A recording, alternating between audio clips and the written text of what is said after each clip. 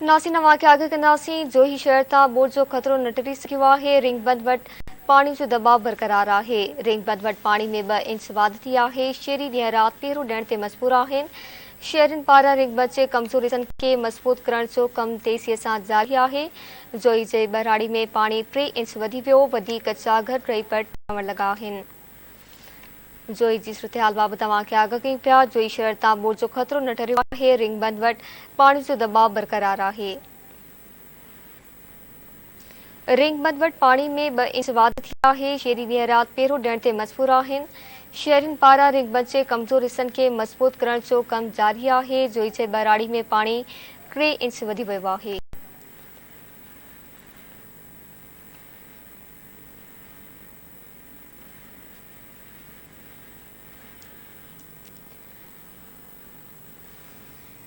ख़बर अवां शेयर कई पिया। जोई शहर तां बोर्ड जो खतरो न टरियो आहे। रिंग बंद वटि पाणी बरक़रार आहे। रिंग बंद वटि पाणी में 2 इंच वाध थी आहे। शहरी ॾींहुं राति पहिरों ॾियण ते मजबूर आहे। शहरनि पारां कमज़ोर हिसनि खे मज़बूत करण जो कमु जारी आहे। जोई जे बराड़ी में 3 इंच वधी वियो आहे।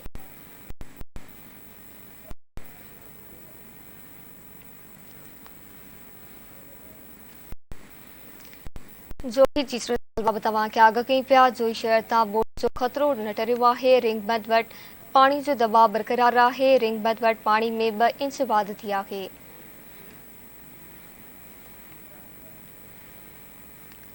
शहरी ॾींहुं राति पहिरों ॾियण ते मजबूर आहिनि। शहरनि पारां रिंग बंद जे कमज़ोरी खे मज़बूत करण जो कमु जारी आहे। जोई जे बराड़ी में पाणी 3 इंच वधियो आहे।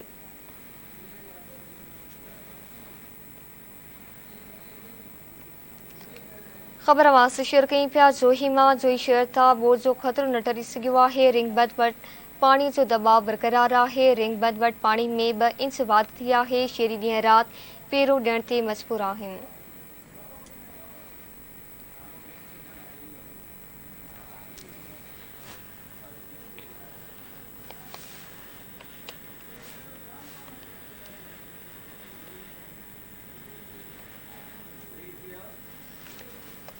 जी नाज़रीन, जोही मां ख़बर अवां शेयर कई पिया। जोई शहर तां बोर्ड जो खतरो न टरियो। रिंग बंद वटि पाणी जो दबाव बरक़रार आहे। रिंग बंद वटि पाणी 2 इंच वधी वियो आहे। शहरी ॾींहुं राति पहिरों ॾियण ते मजबूर आहिनि। शहरनि पारां रिंग बंद जे कमज़ोर हिसनि खे मज़बूत करण जो कमु जारी आहे।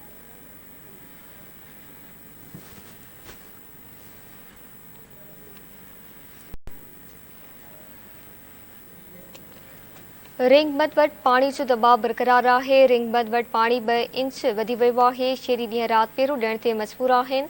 शहरनि पारां रिंग बंद जे कमज़ोर हिसनि खे मज़बूत करण जो कमु जारी आहे। जोई जे बराड़ी में पाणी 3 इंच वधी वियो आहे। वधीक कचा घर रही पवण लॻा आहिनि।